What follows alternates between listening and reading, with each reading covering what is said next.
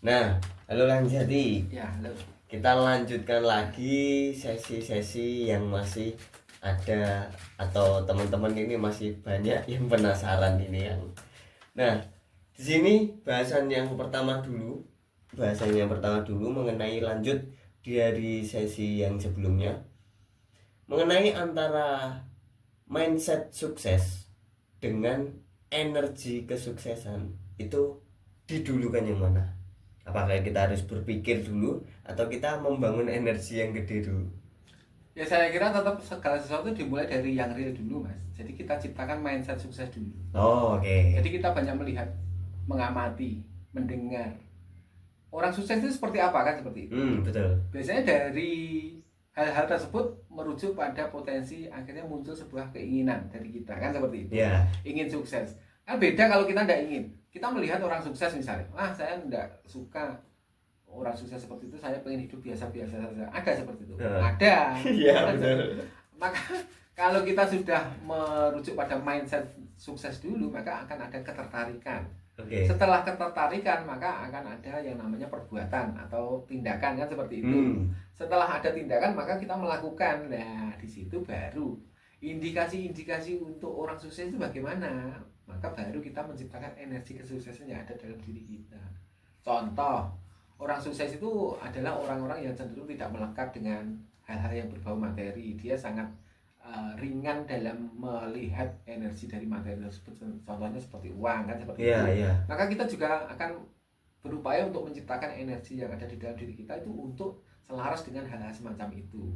Contoh lagi misalnya orang itu kalau orang kaya itu berarti dia konsepnya bukan berdagang tapi berinvestasi. Betul. Maka mindset seperti itu akan kita tiru. Kemudian energinya akan juga bisa mengikuti. Kalau orang kaya itu berinvestasi. Kalau orang tidak kaya itu ya pada usahanya, kalau untung ya langsung beli barang-barang kesukaan. Kalau orang kaya cenderung orientasinya menabung dulu.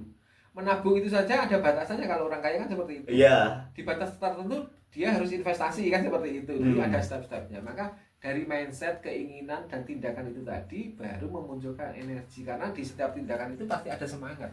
Orang itu kalau tidak ada semangat tidak mungkin mau melakukan, Mas. Kan seperti itu. Nah, semangat itulah yang dikatakan energi kan seperti itu. Iya. Nah, apakah wajib mengumpul dengan energi-energi orang sukses atau hanya sekedar kita berdiam diri terus memikirkan mindset orang sukses dengan hanya menonton entah YouTube, entah podcast, entah di platform-platform lain? Nah, itu gimana?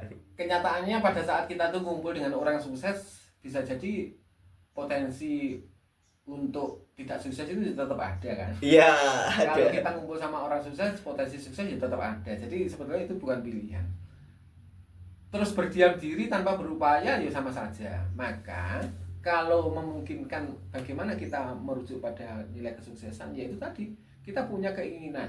Setelah keinginan punya tindakan. Tindakan itu nanti akan selaras, akan menyesuaikan dengan sendirinya, Mas. Pada dasarnya berkumpul dengan orang kaya atau tidak kan, Anda arahnya kan pengen ngomong kalau kita berkumpul dengan orang kaya kita vibrasinya akan sama dengan mereka kan. Tapi kan ya pada realitanya kan ya tidak juga. Kang Jati itu tidak ingin memberikan pepesan kosong atau memberi pengharapan yang besar-besar. Pada dasarnya berdasarkan blueprint memungkinkan indikasi-indikasi dari pembacaan numerologi itu akan mengarah pada potensi sebetulnya orang itu cenderung punya potensi untuk kemana untuk berkelima untuk melakukan apa. Nah, terus cenderung orang ini mau effort dan sebagainya, itu sebetulnya ada, tapi memungkinkan. Kalau memang tidak ada, berarti kita juga harus memperbaiki diri, harus membangun personal branding, harus benar-benar memberdayakan diri agar potensi yang tidak ada itu tadi menjadi ada kan seperti itu. Betul. Tentunya dengan satu potensi hasil tidak harus sama dengan orang lain, tapi minimal saat kita itu sudah naik level ke sesuatu yang lebih baik, maka akan merujuk pada kualitas kehidupan kita yang lebih baik pula. Jadi untuk kalau kita mau ngumpul dengan orang-orang sukses, otomatis kita itu bersinergi dengan mereka, otomatis frekuensi kita atau vibrasi kita akan tervibrasi dengan mereka. Itu memungkinkan juga karena peluang-peluang itu bisa kita dapatkan. Tetapi Bukan berarti kita mutlak untuk berkumpul dengan mereka. Yang ada itu bagaimana kita memberdayakan atas potensi semangat yang sudah ada di dalam diri kita tadi. Oke. Kan yang pertama kita melihat, mengamati, mendengar. Setelah itu kita punya ketertarikan. Setelah Betul. tertarik kita punya tindakan. Nah, setelah benar-benar ada tindakan itulah kita menjaga semangat itu tadi. Maka bisa jadi terkait dengan podcast, dengan melihat potensi biografi orang sukses dan sebagainya, itu memungkinkan itu adalah salah satu metode kita untuk menjaga api semangat itu, Mas. Karena pada dasarnya manusia itu sebetulnya sangat realistis, atau manusia itu sebetulnya bisa dibilang FOMO juga bisa. Kita itu pasti ada satu potensi tujuan dalam setiap hal yang kita lakukan. Misalnya kalau kita sukses, karena biasanya kita terinspirasi oleh sosok-sosok, Betul. tokoh-tokoh, Public figure. public figure seperti itu. Saya ingin sukses seperti mereka. Maka dari ketertarikan dan tindakan itu juga akan menuntun mereka mengarah ke situ. Dan itu pasti, Mas, kalau sudah ada tindakan berarti sudah ada semangat, pasti dia mengarah. Ya. Ada orang yang hanya tertarik saja terus akhirnya bahasa Jawa ini kembo. Lah, gak mungkin lah seperti itulah. Yang sulit itu kan menjaga semangat itu tadi, menjaga api semangat untuk terus melakukan tindakan itu tadi. Iya, betul. Nah, kalau seperti itu, kita punya public figure atau kita punya peranan seorang yang mau kita contoh, apakah nanti hasilnya bakalan seperti dia atau gimana? Apa nih yang membedakan antara hasil saya dengan hasil orang lain? Bisa jadi kan kita juga tidak tahu standar kepuasan dari public figure yang kita tiru, Mas. Betul. Maka yang memberi standar atas keberhasilan kita itu kan sebenarnya kita sendiri. Tetapi seperti motivasi Bung Karno sendiri, gantungkan cita-citamu setinggi langit. Kalau kamu gagal, minimal kamu akan jatuh di antara bintang-bintang kan. Betul. Atas api semangat yang kita tetap jaga itu memungkinkan minimal dalam proses pendakiannya kita akan mencapai level tertinggi dari kemampuan kita kan, seperti itu. Kalaupun jatuh, maka kita akan tetap berada di zona yang minimal sudah melakukan perbaikan atau lebih baik dari kehidupan kita sebelumnya kan, seperti itu. Jadi batasan atas potensi kesuksesan itu juga ada pada standar orang lain. Bukan berarti kalau kita itu mencontoh seorang public figure terus kita bisa mendapatkan plek-ketiplek, itu ya nggak mungkin. Iya, plek ya. Ini kan adanya kebohongan. Wis pokok ikut kelas saya nanti akan sukses. Nah, mungkin bisa jadi saya sendiri tidak pernah menjanjikan sebuah progres perubahan yang real kalau Anda sendiri tidak mau membuka atas diri Anda untuk mengenali atas potensi dan sumber daya Anda. Kan seperti itu. Ya, betul. Jadi terserah lah monggo. Kalau Anda ikut kelas orang lain dan mereka menjanjikan sebuah potensi kesuksesan, ya tidak apa-apa. Tapi bagi saya, sukses itu adalah sebuah proses. Dan proses itu memang harus dijalani step by stepnya. Tidak ada sesuatu yang instan. Kita lihat fenomena sekarang ini saja. Di media sosial banyak kita suguhkan dengan generasi Gen Z yang tiba-tiba kaya dalam waktu sekejap. 3 bulan. Nah, 3 bulan kaya. Tapi ujung-ujungnya apa, Mas? Nah, itu sangat bagus sekali, Mas. Jadi saya ingat apa yang dikatakan oleh almarhum bapak saya dulu. Le, iling-ilingen ning dunya iki. Apa ae sing dikuyo-kuyo menungso, apa saja sesuatu yang luar biasa berdasarkan penglihatan manusia itu sebetulnya bohong. Iya. Nah, itu sudah banyak saya buktikan, Mas. Makanya kalau ada hal-hal semacam itu saya sudah tidak kaget. Di era saya dulu orang banyak tersandung kasus multi level marketing, tersandung kasus investasi dan sebagainya. Saya tidak pernah kego dengan hal-hal semacam itu. Dan nyatanya ending-endingnya saya juga melihat dari banyaknya peristiwa-peristiwa itu mereka yang ikut ikutan seperti itu akhirnya ya kosong seperti itu. Mereka sendiri yang rugi. Iya. Karena dikejar nafsu tadi gitu. Nah, ini kan ada yang nanya cara akses cepat atau teknik spiritual sederhana yang bisa dilakukan di rumah untuk bisa membuka pintu rezeki atau bahkan kesadaran kita. Cara akses cepat Ya, untuk membuka pintu rezeki. betul. Dengan cara spiritual. Ya, ada nggak di rumah kita harus melakukan apa? Ada.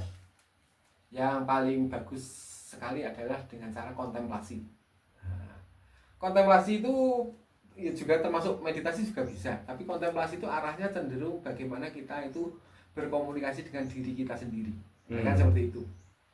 Maka salah satu tips yang saya berikan adalah sering-seringlah berbicara dengan diri Anda. Dengan diri Anda sendiri maksudnya. Bersuara atau enggak nih Kak? Mau bersuara boleh, enggak boleh. Oke. Anda harus benar-benar kenal dan apa itu namanya, akrab dengan diri Anda sampai Anda itu tahu sebetulnya yang Anda inginkan sebetulnya itu apa. Agar nilai kesuksesan itu nantinya setelah Anda dapatkan tidak memberikan ruang kosong di dalam diri Anda, kan seperti itu. Iya. Karena dulu pada saat saya itu berada dalam titik terendah itu sampai akhirnya saya memutuskan untuk diam itu dalam arti diam seperti hari ini. Saya tidak bekerja, saya tidak membuka usaha seperti itu. Ya usaha tetap jalan, usaha istri saya tetap jalan. Itu saya dulu gini, saya sering duduk diam, walaupun kadang saya kan juga sering meditasi juga. Saya duduk diam bersila, tapi saya tidak meditasi, saya cuma berkomunikasi dengan diri. Wes, setelah itu saya selalu mengulang perjalanan itu saya kenali, saya pertanyakan pada diri sendiri, kenapa kok seperti ini, kenapa kok seperti itu, terus sebetulnya yang kamu mau itu yang seperti apa dan sebagainya. Itu menentukan langkah awal Mas bagi saya.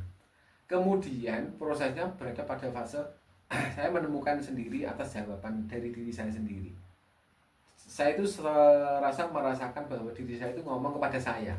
Nah, kamu itu usaha mati-matian, bahkan hari ini kamu tuh bekerja mati-matian hanya untuk mendapatkan gaji yang memungkinkan, itu pasti tidak cukup untuk anak istrimu loh.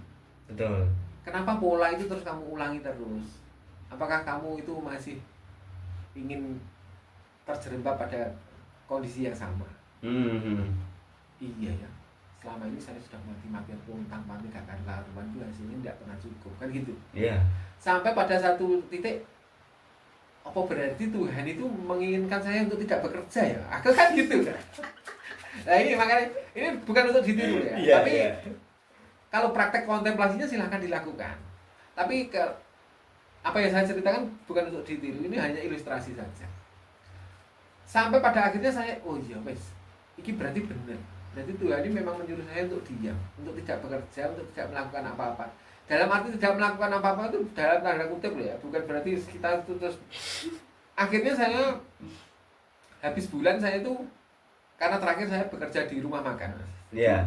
Jadi koki, bukan chef tapi koki di rumah makan.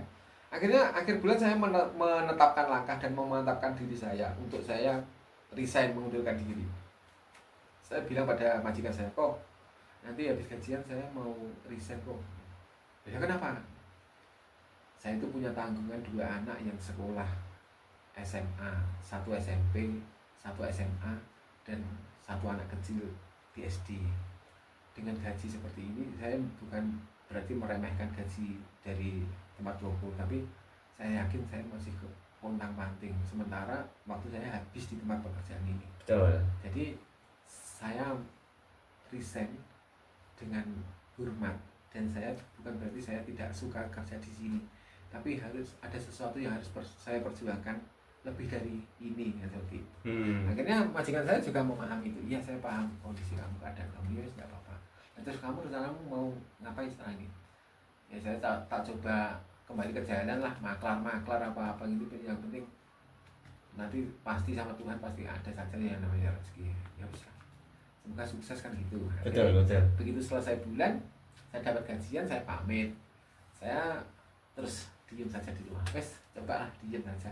Gimana nanti hasilnya? Ya itu, akhirnya bermain media sosial. Terus kadang juga kalau disuruh orang kerja ya kerja, maksudnya kalau saya kan punya kendaraan, ada orang suruh nganterin ke sana ke situ, saya lakukan. Pokoknya apa saja saya terima. Awalnya dari kadang ya masih tidak cukup, tapi kalau tidak cukup itu ya terpaksa saya cari-cari kan seperti itu. Akhirnya pada satu ketika saya bermain media sosial, bermain affiliate dan sebagainya, itu saya nikmati. Kenapa? Saya sudah mulai merasakan setelah saya melakukan itu, benar-benar saya itu diam, tidak melakukan apa-apa, hanya berdasarkan apa yang saya miliki, potensinya apa saya miliki. Ternyata Tuhan itu mulai menunjukkan kuasanya Mas. kreativitas saya muncul. Saat saya diem itu justru kreativitas saya muncul. Ya salah satu kreativitas saya ya bermain media sosial, terus afiliator itu kan jualan online kan seperti itu. Betul. Dan saya sangat menikmati sekali apa saja yang saya lakukan itu saya nikmati, benar-benar saya nikmati, dan itu membuat saya senang. Iya. Sampai saya melakukan, nek seneng itu Mas, melakukan apa-apa itu sampai lupa waktu. Nah itu. Dan akhirnya hasilnya apa? Hasilnya ya ternyata maksimal kan seperti itu. Bahkan berkali-kali lipat. Bahkan berkali-kali lipat. Jadi saya itu pernah mengalami satu kali puncak. Ya grafiknya memang step by stepnya atau grafiknya memang menanjak seperti itu. Tapi saya pernah mengalami ledakan hasil itu. Saya kira untuk nominalnya kalau dihitung itu, kalau saya kerja sebulan itu sampai berkali-kali lipatnya, bahkan berpuluh kali lipat seperti itu. Dan itu kan luar biasa. Loh, sekarang saya diam di rumah cuma kreativitas seperti ini dan sebagainya, itu malah bahkan malah lebih-lebih Mas. Yeah. Kalau untuk standar kehidupan saya dan keluarga saya, bukan untuk hal-hal yang besar loh, tapi untuk sekedar malah turah-turah, malah lebih. Nah itu. Maka saya juga mengakui metode kontemplasi itu memang sangat, sebetulnya kita itu bisa jadi kalau kita gagal itu bisa jadi hal yang kita lakukan itu memang sesuatu yang tidak selaras dengan diri kita Mas. Oh, oke. Maka dengan kontemplasi itu pada akhirnya kita benar-benar tahu jawabannya. Entah orang mau ngomong bahwa itu jawaban dari diri saya sejati atau apapun, enggak. Saya tidak mempermasalahkan itu maunya punya apa saja, tapi dengan Anda sering melakukan kontemplasi, berbicara dengan diri Anda sendiri, memungkinkan Anda akan tahu apa yang dimaui oleh diri Anda sendiri. Betul. Nah, setelah tahu maka Anda akan mengambil tindakan. Anda akan memilih sesuatu yang memang benar-benar tepat. Iya. Dan kemungkinannya tidak salah kan seperti itu. Iya, betul. Nah, mungkin ini menarik karena nanti kalau teman-teman yang bingung ya kan, yang bingung tentang blueprint dan lain-lain, nah bisa kontak Kang Jati untuk bisa dibimbing nantinya bagaimana dengan angka ini, terus kita harus melakukan apa dan pekerjaan yang bagaimana. Nah, itu bakalan ketemu nanti jawabannya. Nanti ada kelasnya Mas, dan nanti mungkin ada tutorial-tutorial yang bisa diakses oleh teman-teman semua juga. Nah, itu malah menarik lagi nanti teman-teman. Langsung bisa kontak di kontak person yang ada di deskripsi. Nah, kita akhiri sesi ini. Nah, mungkin selanjutnya ada sesi terakhir, dan itu kita akan bahas yang mengenai hubungan, nah berpasangan atau suami istri. Nah, ini banyak yang teman-teman yang tanyakan juga. Nah, tapi di sesi ini kita akhiri dulu, kita ngopi-ngopi dulu.